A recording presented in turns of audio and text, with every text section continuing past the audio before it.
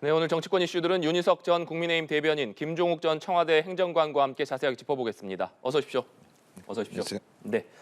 먼저 북한 무인기 관련 내용부터 짚어보겠습니다. 어제 북한의 무인기 5대가 우리 영공을 침범을 했습니다. 이 정치권은 여야 가릴 것 없이 일제히 북한의 도발을 강력하게 규탄했고 우리 군의 대처도 비판을 했습니다. 여야 발언 듣고 대담 시작하겠습니다. 이번엔 우리가 철저히 당한 것 같습니다. 대응 과정에서 전투기가 추락한 것은 둘째치고 적의 무인기가 서울 중심까지 아무 제지 없이 날아온 것 자체가 너무 충격적입니다. 군은 국민의 생명과 재산을 지키는 최후의 보루입니다. 국방은 단 한순간의 실수나 한 텀의 빈틈도 있어서는 되지 않습니다. 8년 전에 이런 침범이 있었음에도 왜 그때부터 제대로 대비하지 못했는지 철저히 검열하고 대비해야 할 것입니다. 더불어민주당은 9.19 군사합의를 위반한 이번 북한의 무인기 침투 및 도발에 대해서 강력히 규탄하고 북한의 사과와 책임자 처벌을 요구합니다. 이번 북한 무인기 침범에 대한 우리 군의 대응은 작전 실패입니다. 북한 무인기가 6시간 이상 우리 영공을 날아다녔는데도 우리 군은 속수무책이었습니다. 북한의 도발에 대응하는 과정에서 우리 군의 작전이 연속해서 실패하고 있습니다. 우리 군의 대비태세 수준이 이 정도밖에 되지 않는지 묻지 않을 수 없습니다. 네, 어제 북한의 무인기가 5년 만에 우리 영공을 침범을 했습니다. 사실상 우리 군의 대응이 굉장히 미흡했다. 이런 질타가 이어지면서 정치권에서도 군을 향한 질타가 계속 쏟아지고 있는데 일단 내일 긴급 국방위원회를 열어서 북한의 무인기 침투와 관련된 군의 보고를 받는다는 입장입니다. 일단 북한의 무인기 침범과 우리 군의 대응 어떻게 보셨는지부터 궁금합니다. 네, 이유 여하를 막론하고 우리 영공이 북한의 무인기에 완전히 속수무책으로 뚫렸다는 점에 대해서는 국민 모두가 군의 대응에 대해서 질타를 하실 것이라 생각합니다. 네. 일단 그 무인기가 작고요. 설명을 들어보니까 이 군사적 목적을 띤 비행차가 아니면은 탐지하기가 어렵다고 합니다. 그런 이유는 있다 하더라도 우크라이나 전쟁에서 우리가 봤듯이 이 무인기라는 것이 전쟁의 향배를 바꿀 수 있을 정도의 소위 말하는 게임 체인저 역할을 하고 있다는 면에서도 앞으로 훨씬 더 철저하게 이 무인기에 대한 방어 능력을 높이는 것에 치중해야 한다.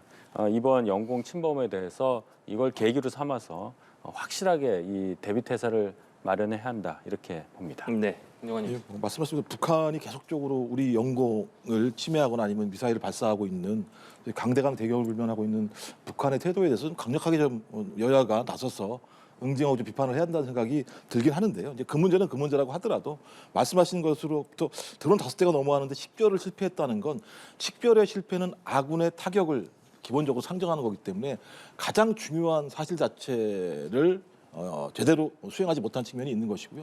또 하나는 민가를 나왔을 때, 지나갔을 때 타격을 못했다고 얘기하는 거, 어떤 형태로든지 우리 국민이 피해를 볼 수 있다라고 하는 이 두 가지의 중대한 과실을 우리 군이 보였다는 측면에서 좀 매우 국민들이 불안해할 수밖에 없다는 측면이 있고요. 아마 북한이 노린 게 그런 걸 겁니다. 우리 국민들의 불안, 그다음에 안보에 대한 불안과 그다음에 정부 또는 군에 대한 불안들을 소위 촉발시키기 위한 하나의 전술적인 행태라고 생각이 들기 때문에 그런 부분에 허점을 보였던 것은 상당히 큰 문제라고 생각이 들고요. 빨리 이 문제에 대해서는 대책을 마련해서 좀 국민들이 안심할 수 있도록 어떤 그런 대책들을 제시했으면 좋겠습니다. 정부에서. 네, 알겠습니다. 주제를 좀 넘겨서요. 윤석열 정부가 신년 특별 사면 대상자를 발표를 했습니다. 직접 들어보시고 대담 이어가도록 하겠습니다.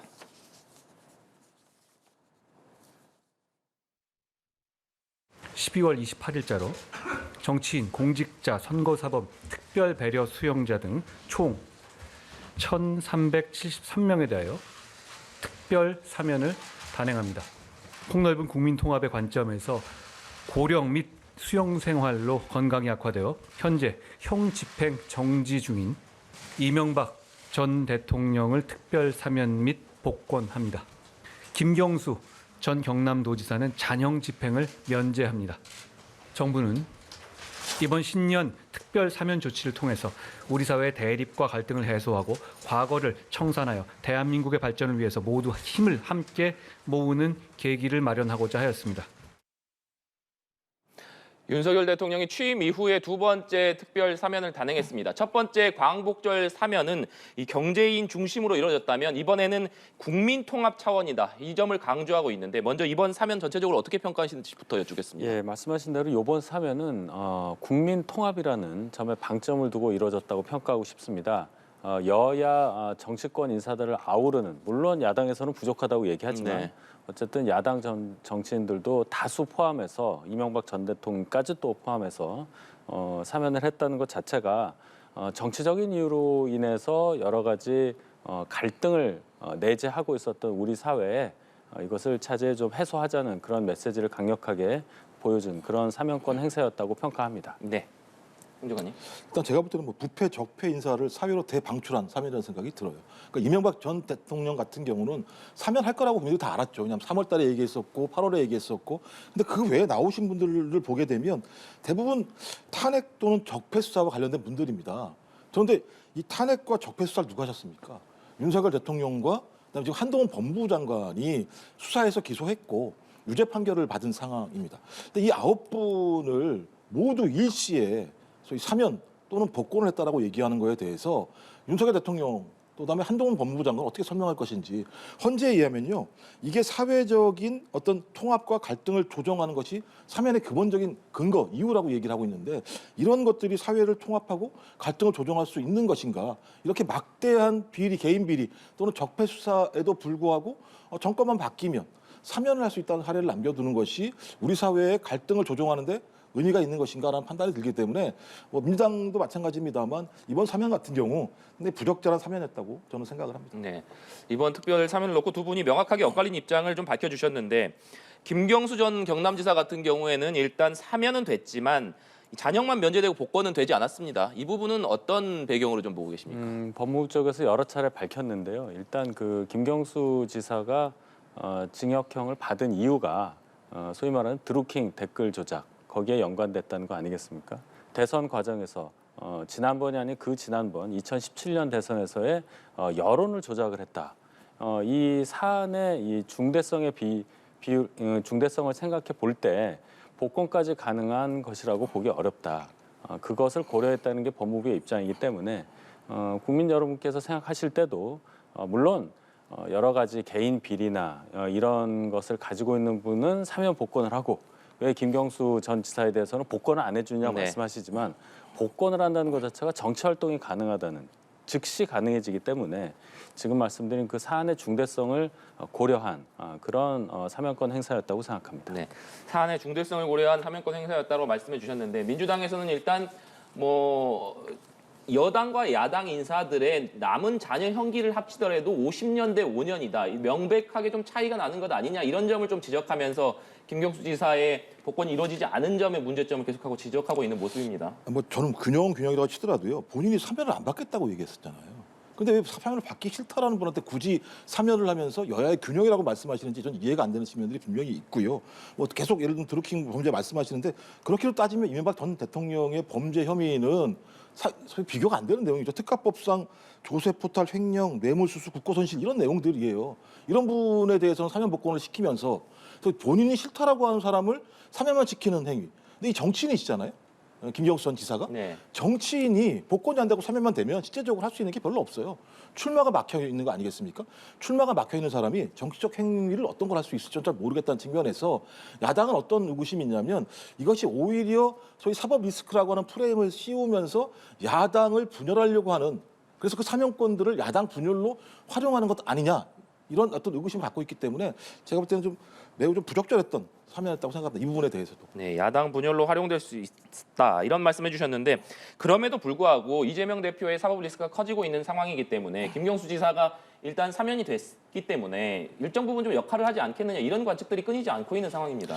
근데 이제 그게 주로 제가 볼 때 이제 국민의힘 쪽에서 많이 얘기가 나오는 것 같은데 일단 김경수 전 지사 성정상 그럴 스타일이 아닌 사람이고요. 또 네. 본인 본인 스스로가 좀 사면을 받지 않겠다고 얘기했었고 자녀 연기를 다 마치겠다고 얘기했는데 나오자마자 정치 활동을 한다? 저는 그러지 않을 거라고 생각이 듭니다. 근데 말씀하신 것처럼 사법 리스크가 현실화돼서 그러니까 2%라고 하는 전제가 있습니다만 네. 만약 포스트 이재명이라는 것이 현실화됐을 때 하나의 인물로서 부각될 수 있을지 모르겠습니다만 지금은 아직까지는 그야말로 그냥 사법 리스크가 있을 수도 있다라고 하는 얘기인 것이고요. 또 당 내부에는 어떤 흐름이 있냐면 어떤 형태로든지 1,600만 명 이상 민주당에서 가장 많은 대선 득표율을 얻은 그리고 70.77%가 가장 높은 또 당대표 그다음에 대선 후보 여론조사 1위를 달리고 있는 당대표입니다. 이런 당대표와 관련해서 일단은 검찰의 사법 리스크 또는 검찰의 아주 과도한 조사, 어떤 수사에 맞서서 단일 대우를 형성해야 한다는 것이 저는 거의 좀 중론인 상황인 네. 것이고요. 그 외의 얘기들은 오히려 국민의힘에서 얘기하고 있는 일종의 프레임이다라는 판단이 많이 있기 때문에 저는 아마 그런 부분들이 현실화되기는 쉽지 않을 거라고 생각을 합니다. 네. 제가 조금만 말씀을 드려야 되겠는데요. 야당을 분열하기 위한 거다 하면 만약에 복권까지 했다면 어떻게 될까요? 김경수 지사가 공직선거에 출마할 수 있기 때문에 민주당이 더 분열할 거라고 저는 봐요. 오히려 더 민주당에서 더 골칫거리를 생각할 가능성이 있고 이재명 대표 단일 대우에 뭔가 흐트러진 모습을 보일 수 있는 요소로 작용할 수도 있다는 해석도 가능한 겁니다. 그렇게 보이고 왜 본인이 원하지 않았는데 사면을 해줬냐는 얘기는 사면은 본인이 원한다고 해서 해주고 원하지 않는다고 해서 안 해주고 그런 게 아니죠. 대통령의 정무적 판단입니다. 김경수 지사 본인은 정치적인 이유로 인해서 자기는 사면 안 받겠다라고 말할 수는 있지만 김경수 지사를 지지하는 또 많은 국민들은 김경수 지사가 사면되기를 바라는 분도 있는 거예요. 그걸 보고 국민통합 차원에서 사면권을 행사했다 보고 아까 이명박 전 대통령 혐의가 그렇게 중한데 왜 사면했느냐. 비슷한 예로 박근혜 전 대통령 같은 경우 한 1년 전쯤에 사면이 됐죠. 사면 복권이 됐는데 그때 사면 복권 단행한 분은 문재인 전 대통령입니다. 그럼 문재인 전 대통령이 왜 그런 분을 사면했냐라고 민주당에서 말할 수 있습니까? 결국은 사면권 행사라는 것은 대전제 국민 통합을 위해서 한다는 그 점에 방점이 찍혀 있는 것이다. 이렇게 저는 정리하고 싶습니다. 네. 또 조금 말씀을 드리면, 그러니까 예를 들면 복권까지 시켰으면 정확한 거죠. 야권 분열처리라고 얘기하겠죠. 그러니까 저희가 사면만 시킨 거라 좀 판단하는 것이고요. 또 하나는 본인이 안 나오겠다고 하는 부분들을 더 중시해야 되는 거예요. 대통령의 사면권이 더 중요한 게 아니고요. 본인의 양심에 따른 판단이 가장 중요한 거예요. 이건 헌법적 가치라는 말씀을 드리는 거고요. 전 이것까지도 예를 들면 대통령의 사면권이 마음대로 행사할 수 있다고 얘기하는 건 좀 더 헌법에 대해서 좀 반하는 내용이 아닌가 이렇게 생각이 들어요. 네. 윤석열 대통령 취임 이후에 친 이명박계가 지금 다시 정치 무대 전면에 등장한 상황입니다. 현재 이명박 전 대통령은 형 집행 정지를 받고 병원에 입원해 있는 상황인데 사면 복권이 됐기 때문에 퇴원 이후에 정치적인 메시지를 좀 낼 것인지에 대한 관심이 집중되고 있고 이명박 전 대통령의 향후 역할에 대해서도 좀 주목되는 것 같은데 이 부분은 어떻게 전망하고 계십니까? 그런 해석을 하실 수도 있는데 제가 볼 때는 상황상 그러기는 좀 가능성이 좀 적어 보입니다. 일단 이명박 전 대통령이 건강이 그리 좋지 않고 고령이시고 지금 어떤 정치 상황에 대해서 개입하실 만한 상황이 아니고 네. 또 전직 대통령에 불과하지 지금 이명박 대통령의 재임 시기에 정치를 같이 했었던 분들이 현실 정치에 활동했다는 이유만으로 이명박 대통령이 뭔가 정치적 영향력을 행사할 수 있는 상황은 아니라고 저는 판단하거든요. 그래서 이명박 전 대통령이 어떤 정치적 영역에서 뭔가 존재감을 드러내거나 하는 일은 제가 볼 때는 좀 보기 어렵지 않느냐 이렇게 봅니다. 네. 최근 들어서 윤석열 대통령의 지지율이 상승세를 타고 있는 상황이었는데 이번 특별 사면이 지지율에는 어떤 영향을 좀 줄 것으로 보십니까? 저는 긍정적인 요소로 작용한다고 봅니다. 물론 야당에서 비판을 하지만 사면이라는 것은 권리가 아니에요. 사면 받는 사람의 권리가 아니고 대통령이 여러 가지 판단을 해서 특별하게 행사하는 권리이기 때문에 결과적으로는 국민 모두에게 그동안 내재되었던 갈등과 분열을 치유하자는 거 아니겠습니까? 네. 그런 차원으로 평가를 받게 된다면 지지율, 꼭 뭐 지지율만 갖고 정치를 다 얘기할 수는 네. 없겠지만은 이것은 좋은 평가를 받을 수밖에 없는 일이다 이렇게 생각합니다. 네. 행정관님 의견 또 듣겠습니다. 제가 좀 지켜봐야 될 부분은 분명히 있는 것 같아요. 이제 왜냐하면 이명박 전 대통령 같은 경우 사면이 갑자기 이루어진 게 아니라 한 1년 내내 논의가 됐던 부분이 네. 분명히 있었기 때문에 그것에 대한 어떤 지지율의 여파가 그렇게 높지 않을 거라 생각이 드는 건데 이제 핵심은 중도층이겠죠. 중도층, 그러니까 전체적인 국민 여론을 보게 되면 이명박 전 대통령에 대해서는 유독 사면에 대한 반대 여론이 높았습니다. 네. 그리고 지금도 마찬가지고요. 특히 그런 여론의 어떤 흐름을 만들어내는 가장 중요한 요인은 중도층이었거든요. 또 그랬을 때 이번 사면과 관련해서 중도층이 어떤 반응을 보일 것인지에 따라서 아마 윤 대통령 국정 운영 지지율의 어떤 파장이 발생하지 않을까 이렇게 생각을 합니다. 네. 국민의힘 전당대회 얘기도 좀 해보겠습니다. 최근 김장연대로 주목받고 있는 김기현 의원이 총선 압승과 윤석열 정부의 성공을 뒷받침하겠다며 차기 당대표 도전을 공식 선언했습니다. 직접 들어보시겠습니다. 윤석열 대통령과 격의 없는 소통을 하면서 공감대를 만들어 당을 화합 모드로 이끌어 나가는 데는 저 김기현이 가장 적임자입니다. 윤 대통령과의 대립을 통해 자기 정치를 하는 모습보다는 자신을 다소 낮추더라도 국민을 위해서 또 대통령과 대한민국의 성공을 위해서 미랄이 되는 희생과 화합의 리더십이 요구됩니다. 제가 당대표가 되면 우리 당 지지율을 55%, 대통령 지지율을 60%까지 끌어올리도록 하겠습니다. 100년을 지속할 수 있는 집권 여당의 초석을 다지겠습니다. 김기현 의원의 출마 선언 듣고 오셨습니다. 그러니까 원내대표 시절에 대선을 승리로 이끌었다, 이 점을 강조하고 있고 윤석열 대통령과의 소통 능력을 강점으로 꼽고 있습니다. 아무래도 윤심 주자임을 좀 강조한 것이다, 이렇게 보이는데 어떻게 좀 보고 계십니까? 뭐 윤심 주자라기보다는 저희 당의 이 지지층 또 당원 여러분들에게 이제 본인의 업적과 어떤 능력을 많이 부각한 그런 선언이라고 봐야죠. 네. 그 원내대표 지내시면서 대선을 승리로 이끌었다, 이렇게 간단하게 정리하지만 김기현 대표가 원내대표 시절에 대선을 치르면서 당시 이준석 대표가 여러 일들을 좀 벌이지 네. 않았습니까? 그 과정에서 수습하는 역할을 굉장히 훌륭하게 수행을 했기 때문에 결국 윤석열 대통령의 당선을 이루게 됐다, 이런 이제 평가를 다시 한번 상기시키는 내용이었고, 대통령과 소통이 원활하다, 물론 맞는 얘기입니다. 많은 분들이 친윤이다 이렇게 하지만 김기현 의원도 그에 못지않게 대통령과의 소통이 원활한 것으로 평가되고 있기 때문에 네. 본인의 강점을 아주 두드러지게 한 그런 선언이라고 평가합니다. 네. 김 의원의 출마 선언문 내용을 본다면 윤 대통령과의 대립을 통해서 자기 정치를 하는 모습이 아니라 윤석열 대통령의 성공을 위해서 미랄이 되는 희생의 리더십이 필요하다, 이런 점을 강조를 했습니다.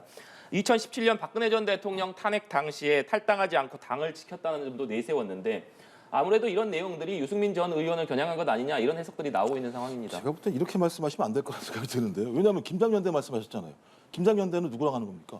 장제원 의원이랑 하시는 거 아니에요? 네. 장제원 의원은 이 당시에 탈당을 하셨는데 이렇게 말씀하시면 김장연대 하지 않겠다라고 말씀하시는 것 같아요. 그러니까 공격을 하시더라도 정확히 전후 상황을 다 살피고 나서 공격을 하셔야 되는데, 본인이 지금 주호영 원내대표 말대로 성에 안 차는 후보군 중에 하나이기 때문에 계속 저런 발언을 통해서 자기 지지율을 높이려고 하시는 건데 상식적인 것에 근거하셔야 되는 거죠. 저는 김장연대를 하시려고 하면 좀 데이트 수준이라고 얘기하고 있는 장제원 의원을 정확히 잡으셔야 돼요. 근데 아직도 여전히 데이트 하신다고 말씀하시는 분한테 나와서는 난 데이트가 아니라 지금 완벽하게 우리는 연인이야라고 말씀하시는 건데, 전 이렇게 하시게 되면 조금 지나서 만약에 김기현 의원의 지지율이 안 오르게 되면 장제원 의원이 계속 손을 잡을까요? 저는 그렇지 않을 거라 생각이 들기 때문에 공격 포인트를 잘 잡으셨으면 좋겠다, 이런 말씀을 드리고 싶습니다. 네. 장제원 의원이 어제 김기현 의원은 용장이자 덕장의 자질을 가졌다, 이렇게 평가를 하기도 했고, 김기현 의원이 오늘 김장은 다 담갔다, 이런 얘기를 하기도 했습니다. 그렇기 때문에 김장연대가 기정사실화된 것 아니냐, 이런 얘기들이 나오고 있는데, 김장연대가 현실화한다면 이 파급력은 좀 어떻게 전망을 하십니까? 일단 김장에서 지금 장제원 의원이 더 부각되는 모양새로 지금 질문이 이어져서 그렇긴 한데요. 일단 현실적으로 볼 때 장제원 의원을 중심으로 모여진 소위 말하는 당의 세력이 적지 않습니다. 현실적인 건 인정해야 되는 것이고, 김기현 의원이 본인이 가진 능력, 영향력에다가 장제원 의원과 이렇게 화학적으로 결합하는 모양새를 거의 지금 제가 볼 때는 성사가 된 걸로 보이는데, 그렇다면 아무래도 당내에서 그것을 다 인식을 하고 네. 또 전당대회 전체 그 표심에 영향을 주겠죠. 특히 당원 100% 투표로 진행되는 전당대회이기 때문에 당원들께서 이 점을 유심히 보고, 결과적으로는 여당입니다. 대통령과 호흡을 잘 맞춰서 정부 여당을 잘 이끌 대표를 뽑는 선거이기 때문에, 그런 면에서 볼 때 김기현 의원이 장제원 의원과 저렇게 연대하고 협력하고 하는 모습은 적어도 전당대회 결과에는 김기현 대표 입장에서는 굉장히 긍정적으로 작용할 여지가 많다, 이렇게 평가합니다. 네. 민주당 얘기도 좀 해보겠습니다. 성남FC 후원금 의혹으로 검찰 소환 통보를 받은 이재명 대표, 어제 검찰 조사에 당당하게 임하겠다 이렇게 밝혔습니다. 당초 검찰이 소환 일자로 통보한 날짜가 내일인데 이재명 대표가 사실상 당당하게 검찰 소환에 임하겠다라고 밝히면서 날짜를 협의하겠다 이렇게 밝혔습니다. 이것을 놓고 이재명 대표가 검찰에 대한 정면 돌파를 선택했다 이런 해석들이 좀 나오고 있는데 이 배경은 좀 어떻게 보시죠? 일단 이재명 당대표가 얘기했던 게 뭐냐면 성남 FC 후원금 문제 같은 경우는 광고비다라고 얘기했었고요. 대장동 문제 같은 경우도 한 푼도 받은 게 없다라고 얘기했어요. 본인은 이제 무죄를 주장하는 상황인 것이고요. 근데 이제 일방적으로 대장동 수사가 진행되고 있다가 갑자기 성남 FC 문제가 나오면서 소위 소환 통보를 했던 측면이 있기 때문에 검찰이 상당히 정치적인 일정과 의도를 가지고 소위 뭐 출석 요구든 수사 등이 배치되고 있는 것이 아닌가. 그리고 또 다 아시겠습니다만 출석 요구를 할 때는 소위 피의자라고 불리는 분들의 변호사와 협의를 하게 돼 있는데 네. 일방적인 통보한 측면이 분명히 있는 거죠. 야당 당대표고 제1당 당대표입니다. 일정이 매우 바쁘겠죠. 그러면 협의를 해야 되는데 협의를 안 한 상황이기 때문에 본인의 일정을 추진하고 난 다음에 연초 제가 볼 때는 아마 설 전일 것 같은데요. 뭐 기자회견도 한다고 얘기하니 기자회견과 함께 계속 제기되고 있는 검찰 수사 문제와 관련해서 포괄적인 설명을 하고 본인이 이 건뿐만 아니라 전체적인 내용들을 다 포괄해서 그 검찰에 나가서 자기의 입장들을 당당히 밝히고 나올 때는 아마 국민들에게 이 부분에 대해서 소상히 설명할 거라는 생각이 들고요. 좀 핵심적인 이유는 당당하다는 이유는 본인이 무죄라고 하는 입장들을 계속 견지하고 있고 그런 부분들을 국민에게 보여주겠다라고 하는 하나의 좀 결정이라고 생각을 합니다. 네. 이런 가운데 이재명 대표 관련 수사 담당 검사들의 사진과 명단을 민주당이 공개한 것을 놓고 논란은 이어지고 있는 상황입니다. 이 점은 좀 어떻게 보고 계신지 궁금합니다. 나가도 너무 나간 거죠. 국민들이 그 검사 이름과 얼굴을 알 이유가 전혀 없습니다. 민주당에서는 국민의 알 권리 측면에서 이게 필요하다. 그리고 기사만 검색해도 나오는데 이게 뭐 그렇게 잘못된 일이냐 이렇게 말씀을 하시는데 입장을 바꿔서 예를 들어서 어느 큰 기업이 수사를 받는데 본인들한테 불리하다고 해서 수사 검사 이름을 막 밝히고 얼굴을 막 공개하면서 공개적으로 수사 검사에 대해서 뭔가 공격을 하거나 할 때 여론이 어떻게 되겠습니까? 우리 국민 입장에서는 전혀 그 수사 검사가 누군지가 중요한 게 아니라 수사가 잘 되는 것에 더 관심이 있다는 말씀이고 그렇다면 민주당 공조직에서 소위 말하는 웹자보를 만들어서 검사, 수사 검사의 이름과 얼굴을 이렇게 공개한 것은 소위 말하는 개딸들, 극렬 지지층에게 이런 표현이 좀 그렇지만은 좌표를 제공을 해서 좀 공격을 해보자. 그래서 수사에 좀 혼선을 빚어주자. 아무리 임무를 완수하고자 하는 어떤 검사 입장에서도 누군가가 본인의 이름을 적시해서 얼굴을 알고 뭔가 공격을 하면 위축되기 마련입니다. 그 효과를 아마 노린 것이 아닌가. 이것은 사법 시스템 전반에 대한 법치주의에 관련한 도전이다. 저는 이렇게 정리하고 싶습니다. 네, 행정관님 의견 듣고 끝내도록 예, 하겠습니다. 저는 좀 이해가 안 되는데요. 사건이 나게 되면요. 서울중앙지검 반부패수사부 누구누구 부장검사라고 이름을 밝히고 기자들하고 브리핑을 합니다. 이건 다 아는 내용들이거든요. 그다음에 두 번째로는 왜 이번만 문제 제기하는지 모르겠어요. 2020년 1월 24일 날 동아일보에서 기사가 떴어요. 사진까지 다 올라와서 뭐라고 그랬느냐. 이 사람들이 윤석열 사단의 검사들인데 좌천이 됐다. 동아일보에서 기사까지 다 떴어요. 사진까지 다 떴어요. 그럼 그건 좌표 찍는 거 아닙니까? 예를 들면 언론사는 가능하고 정당은 안 된다는 말씀은 좀 이해가 안 되는 것이고요. 법률적으로도 마찬가지인데요. 제가 공공기관의 정보 공개에 관한 법률에 따지면 제 구조에 비공개 대상 정보가 있어요. 근데 여기에 예외가 뭐냐면 직무를 수행하는 공무원의 성명 직위는 공개하게 돼 있어요. 저는 뭐가 문제인지 모르겠는 거예요. 이것 또 하나의 프레임이에요. 무슨 뭐 예를 들면 좌표를 찍는다는 등 뭐 조리돌림을 한다는 등 어떻게 이게 좌표를 찍고 조리돌림을 하는 겁니까? 수사하고 있는 사람이 누군지 밝혀주는 것인데 오히려 본인들의 수사가 정당하다고 얘기하면 더 당당하게 제가 합니다라고 말씀하시는 게 맞지 않나요? 이게 왜 좌표 찍기죠? 동아일보는 되고 민주당은 안 되는 겁니까? 이게? 민주당은 언론기관이 아니지 않습니까? 누가 국민이 그 수사검사의 이름과 얼굴을 알려달라고 한 적도 없고요. 그게 수사의 본질과는 전혀 관련이 없기 때문에 드리는 말씀입니다. 네, 알겠습니다. 두 분 오늘 말씀 여기까지 듣도록 하겠습니다. 지금까지 윤희석 전 국민의힘 대변인, 김종욱 전 청와대 행정관과 함께 얘기 나눠봤습니다. 오늘 말씀 고맙습니다.